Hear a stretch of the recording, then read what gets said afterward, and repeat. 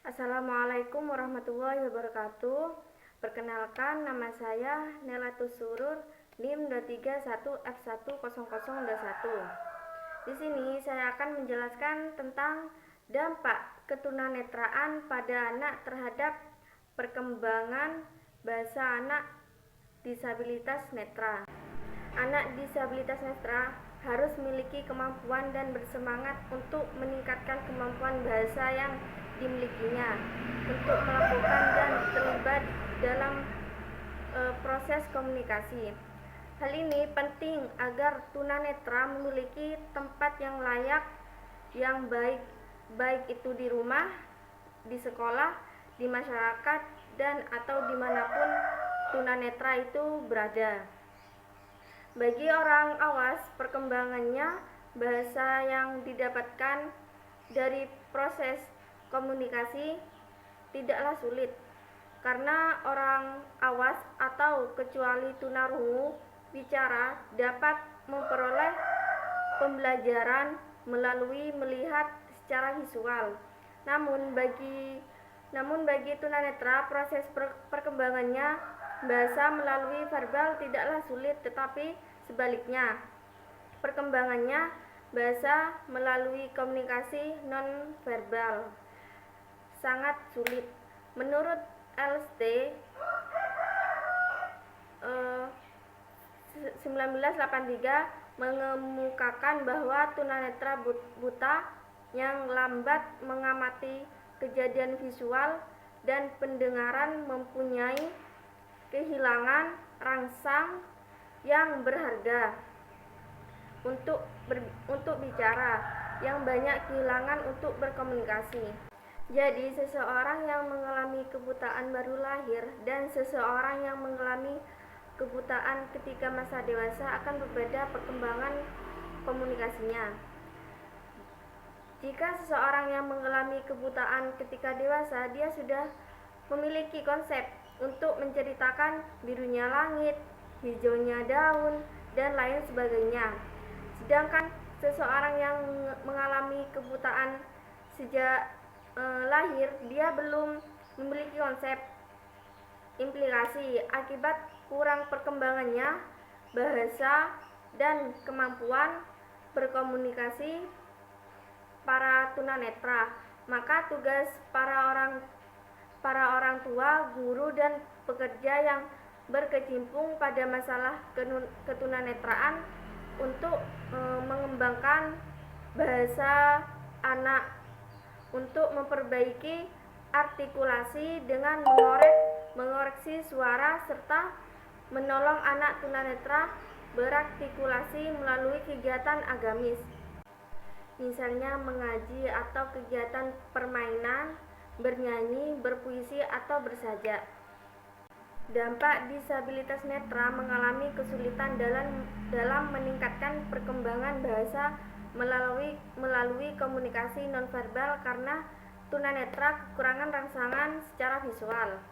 Solusinya yaitu upayanya perlu dilakukan untuk meningkatkan perkembangannya bahasa tunanetra. Maka dari itu orang tua, guru, masyarakat, dan pemerintah harus bekerja sama, memberikan inspirasi, motivasi, dan kesempatan penuh pada tunanetra untuk beraktualisasi diri dan bereksistensi sesuai dengan kapasitas dan kelebihan yang dimiliki tunanetra, terutama dalam perkembangan bahasa, baik secara verbal maupun nonverbal.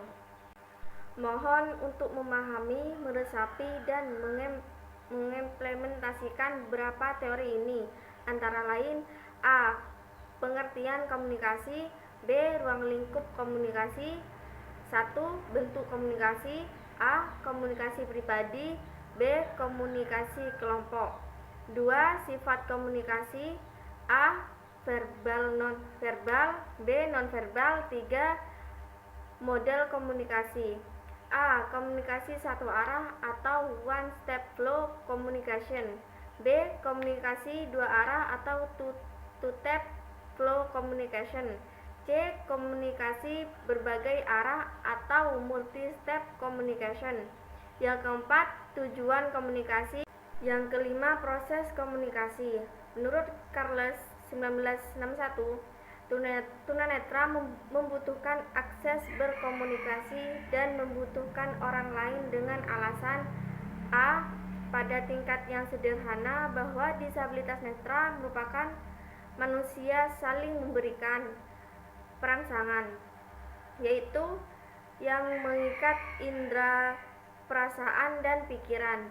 Banyak tunanetra yang buta total melakukan perilaku-perilaku aneh akibat upaya rangsang. Kebutuhan akan rangsang atau stimulus dibutuhkan untuk melakukan aktivitas kehidupan, misalnya memerlukan sapaan, teguran, ajakan melalui menggandeng, mencium bau yang harum. B. Manusia membutuhkan orang lain untuk memuaskan kebutuhan biologis, misalnya disabilitas netra akan terbuai dan merasa ngantuk apabila mendengarkan alunan ayat suci Al-Quran atau lagu yang dinyanyikan dengan suara yang merdu, dan merasa tentram dan damai apabila dipeluk. C. Manusia saling mendengarkan dan mengindra satu sama lain untuk memuaskan sebuah emosi: cinta, hormat, penghargaan, kekuatan, kesenangan, keyakinan, dan yang paling pokok, semua perjalanan manusia didapat melalui proses komunikasi. G. Herbert 1934 menyatakan bahwa sifat dasar manusia adalah segala sesuatu yang bersifat sosial. Keadaan tersebut ditunjukkan oleh A. Orang membutuhkan orang lain. Konsekuensinya yaitu manusia menghabiskan lebih dari separuh jaganya untuk berinteraksi sosial dengan orang lain. Semua orang, termasuk disabilitas netra, menyukai kegiatan-kegiatan komunikasi dengan orang lain seperti senda gurau, diskusi, berkumpul dengan saudara, kumpul-kumpul, dan ngobrol dengan orang lain. B. Kegiatan sosial mengajarkan kepada kita keyakinan, nilai, perilaku yang dapat diterima orang lain dan sekitarnya. Dalam pergaulan selalu ada sebuah proses untuk meniru dan mencontohkan kegiatan seseorang yang dapat diterima baik oleh orang lain, maka biasanya akan berulang untuk dilakukan. Maka dari itu disabilitas netra harus mampu berperilaku. B. Kegiatan sosial mengajarkan kepada kita keyakinan, nilai, perilaku yang dapat diterima orang lain dan sekitarnya. Dalam pergaulan selalu ada sebuah proses untuk meniru dan mencontohkan kegiatan seseorang yang dapat diterima baik oleh orang lain, maka biasanya akan berulang untuk dilakukan. Maka dari itu disabilitas netra harus mampu berperilaku wajar dan dapat diterima oleh masyarakat pergaulannya. C. Melalui interaksi sosial kita dapat mengendalikan tubuh kita, berbicara, berpikir, menggunakan kebiasaan-kebiasaan dan peraturan masyarakat, memberikan tanggapan pada orang lain, mempedulikan mereka, dan mengambil perilaku yang cocok dari mereka. Misalnya tunanetra belajar bagaimana berbicara yang baik, mulai dari posisi, cara bicara, intonasi, dan bagaimana cara yang santun dalam menyela menyela pembicaraan orang lain. Dua faktor utama dalam proses sosial yang harus dilakukan tunanetra dimanapun ia berada adalah interaksi dan komunikasi. Suatu interaksi terjadi apabila disabilitas netra atau anggota dalam masyarakat melakukan kontak sosial atau pola hubungan sosial, dan komunikasi terjadi ketika orang saling menerima dan menyampaikan pesan. Komunikasi, interaksi dan komunikasi tidak dapat dilepaskan dalam kegiatan sosial kemasyarakatan. Hal ini berimplikasi bahwa harus memiliki kemampuan untuk menggunakan dan melaksanakan seluruh bentuk, sifat, dan model komunikasi. Proses komunikasi disabilitas netra bukan hanya sebagai komunikasi, tetapi juga harus memiliki kemampuan sebagai komunikator. Pengertian komunikasi dalam situasi pembelajaran di kelas. Seorang dosen sedang menerangkan materi perkuliahan. Beberapa menit setelah perkuliahan berlangsung, semua mahasiswa gaduh dikarenakan mahasiswa dalam satu kelas saling berbicara sendiri dan tidak menyimak materi yang disampaikan oleh dosen.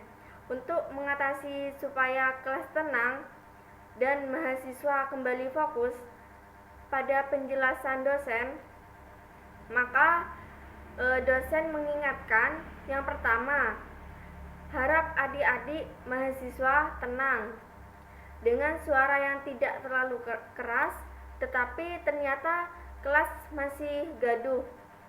Yang kedua, mohon semua adik-adik mahasiswa fokus dengan materi perkuliahan. Dengan suara agak keras, hasilnya suasana kelas agak tenang. Namun ada beberapa mahasiswa yang masih saja ramai. Yang terakhir yaitu diam. Dosen berteriak dengan lantang disertai memandang seluruh mahasiswa dalam kelas dengan telunjuk tangan kanan tegak di depan bibir. Setelah 3 kali peringatan dilakukan, kelas kembali tenang dan perkuliahan dapat dilanjutkan dengan khidmah. Dari ilustrasi tersebut di atas, maka dapat dilihat dan diterangkan adanya proses komunikasi melalui bahasa verbal dan nonverbal. Dosen di sini merupakan komunikator yang sedang menyampaikan suatu pesan atau informasi dengan model komunikasi satu arah, sedangkan mahasiswa adalah sebagai komunikasi dance dan steppers. 19 menyusun 6 kategori serba makna tentang definisi komunikasi. 1. Komunikasi merupakan aktivitas satu pihak, yang mana aktivitas berasal dari pihak lain sehingga terjadi pengaruh mempengaruhi. Yang kedua, komunikasi hubungan. Komunikasi hubungan menekankan hubungan sharing atau kepemilikan. Yang ketiga, komunikasi sebagai transmisi informasi dan sebagai penggunaan lambang dan isyarat. B. Ruang lingkup komunikasi disabilitas netra dalam berinteraksi sosial dengan masyarakat dengan cara menciptakan pola-pola hubungan, misalnya kelompok pramuka, grup musik, anggota teacher, dan lain sebagainya. Dan dilanjutkan dengan tahapan berkomunikasi sebagai kelengkapan untuk berkomunikasi. Melalui proses komunikasi atau antarpersonal atau hubungan perseorangan dan antar kelompok orang yang dilakukan secara tatap muka dengan tahapan sebagai berikut. 1. Bentuk komunikasi disabilitas netra sebagai subjek komunikasi atau orang yang terlibat ketika terjadi proses komunikasi dapat berupa individu, perseorangan, grup atau kelompok kecil, dan massa atau kelompok besar. Keterlibatan tersebut akan memperlibatkan bentuk komunikasi secara pribadi dan kelompok. A. Komunikasi pribadi. Diharapkan disabilitas netra memiliki kemampuan yang membangun interaksi dan hubungan sosial dengan cara melakukan proses komunikasi dalam pergaulan, sehingga memiliki kemampuan untuk saling membagi informasi atau pesan. Ada yang hanya menerima pesan dan disimpan sebagai pengalaman, namun ada kalanya pesan seseorang ditanggapi oleh orang lain untuk memperoleh kesamaan atau kebenaran satu pesan, baik secara intrapersonal maupun interpersonal. 1. Thomas Armstrong mendefinisikan kemampuan intrapersonal merupakan kemampuan inti di mana manusia mampu memahami perasaan sendiri dan memiliki keterampilan untuk dapat membedakan emosi dan pengetahuan tentang kekuatan dan kelemahan diri, misalnya dalam bermimpi, perenungan, dan menciptakan karya seni imajinatif. 2. Thomas Armstrong mendefinisikan kemampuan interpersonal merupakan komponen inti untuk mencerna dan merespon secara tepat suasana hati, temperamen, motivasi, dan keinginan orang lain dengan sistem simbol. Penguasaan simbol-simbol sosial, misalnya gerak wajah dan gerak isyarat. B.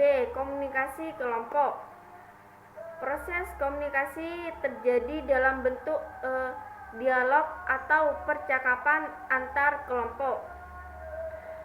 Kelompok yang satu menyampaikan pesan pada kelompok yang lain dengan menerima pesan atau menyanggah, dan akhirnya terjadilah diskusi antar kelompok, baik dalam kelompok kecil atau perkuliahan, diskusi panel, simposium, seminar kecil, brainstorming, diskusi dalam kelas, dan lain sebagainya, maupun kelompok besar atau ceramah akbar, muktamar besar, kuliah umum, kongres, dan lain sebagainya. 1. Sifat komunikasi disabilitas netra dapat melakukan komunikasi dengan sebagai cara, yaitu berbentuk lisan atau ucapan, tulisan braille, gambar, simbol, kode, atau isyarat tubuh, baik secara verbal maupun nonverbal. A. Verbal disabilitas netra dapat berkomunikasi dalam melakukan dengan lisan atau oral, yaitu menggunakan ucapan atau suara, atau dengan cara written, dengan cara menulis sebuah pesan dalam bentuk tulisan abjad awas yang digoreskan dengan pena ataupun dengan huruf timbul atau braille. B. Nonverbal disabilitas netra melakukan komunikasi dengan cara gestural, yaitu menyampaikan pesan dengan gerak isyarat tubuh, atau bisa juga dengan cara pictorial, yaitu membuat gambar atau lukisan untuk menyampaikan pesan, baik secara lukisan biasa atau awas bagi tunanetra, low vision atau lukisan timbul yang diproduksi dengan alat termoform atau dengan modifikasi yang lain dengan prinsip tekstual atau pera. 2. Model komunikasi. A. Komunikasi satu arah atau on-step flow communication, yaitu aliran komunikasi yang searah di mana komunikator menyampaikan informasi dan tanpa adanya balasan dari komunikasi atau tanpa feedback. Contoh, guru membimbing siswa, guru memberikan arahan, saran atau anjuran. B. Komunikasi dua arah atau two-step flow communication. Aliran komunikasi pada model ini saling bertukar pesan dan informasi sehingga terjadi umpan balik atau feedback. Contoh, dua mahasiswa yang sedang bercakap-cakap atau berargumentasi dan dosen mahasiswa sedang tanya jawab. E. Komunikasi berbagai arah atau multi-step communication, yaitu komunikasi yang terjadi secara kompleks terdiri dari beberapa komunikator dan komunikasi yang bermacam-macam. Contoh, diskusi panel, diskusi ilmiah, seminar ilmiah, di mana pada saat itu ada penyampai pesan, ada yang menanggapi, ada narasumber, ada moderator, dan lain sebagainya. 3. Tujuan komunikasi. A. Perubahan sosial atau partisipasi sosial. Pesan yang disampaikan oleh sender dan kemudian diterima oleh receiver atau penerima pesan diharapkan dapat mempengaruhi kondisi sosial yang dapat merangsang pertumbuhan partisipasi sosial atau keikutsertaan orang atau masyarakat sosial. B. Perubahan sikap atau attitude change. Setelah seseorang menerima pesan dari sebuah informasi, maka diharapkan seseorang tersebut dapat mengimplementasikannya dalam bentuk perilaku atau kebiasaan yang positif. C. Perubahan pendapat atau pikiran. Informasi yang didapat melalui komunikasi ini dapat memperkaya informasi dan mempengaruhi pada perubahan pendapat pada suatu hal. D. Perubahan tingkah laku. Informasi yang diterima melalui komunikasi ini dapat mempengaruhi seseorang untuk mengambil tindakan atau menetapkan perilaku yang harus dilakukan, dan perilaku yang dihasilkan akan menjadi sifat bawaan yang berulang-ulang dan akan membentuk kebiasaan atau habit yang mendarah daging dan sulit diubah menjadi sebuah karakter. 4. Proses komunikasi menurut Brecht 1983. Komunikasi sebagai proses hubungan sosial antara pelaku, komunikasi interpersonal atau antar pribadi, berlangsung berhadapan atau tatap muka, yang berbentuk dialog atau percakapan secara langsung maupun tidak langsung, baik secara primer atau tanpa alat maupun secara sekunder atau dengan alat. Kesimpulan. 1. Disabilitas netra mengalami kesulitan dalam meningkatkan perkembangan bahasa melalui komunikasi nonverbal karena disabilitas netra kekurangan rangsangan secara visual. 2. Semua manusia termasuk penyandang disabilitas netra membutuhkan keterampilan berkomunikasi menggunakan bahasa verbal maupun nonverbal sebagai bekal untuk pengetahuan dalam proses bersosialisasi, sehingga dapat menjalin hubungan dengan orang lain melalui sharing, transmisi informasi, melalui penggunaan bahasa secara verbal maupun nonverbal. Yang ketiga, diharapkan disabilitas netra memiliki kemampuan membangun interaksi dan hubungan sosial dengan cara melakukan proses komunikasi dalam pergaulan, sehingga tunanetra dapat saling membagi informasi atau pesan. Yang keempat, menurut Amsterdam 1975, seorang disabilitas netra dan Theo Strangbeon dapat melihat atau awas memiliki proses yang sama dalam cara belajar bahasa dan bicara, dan dua kelompok ini telah menguasai kaidah bahasa sejak usia 4 tahun. Namun, jika anak tunanetra mengalami kelambatan dalam perkembangan fisiknya, proses perolehan bahasanya pun akan lebih lambat pula. Pada awal perkembangan bicaranya, beberapa anak disabilitas netra menunjukkan kelambatan karena disabilitas netra ini tidak dapat mengamati gerakan bibir dan mulut orang lain.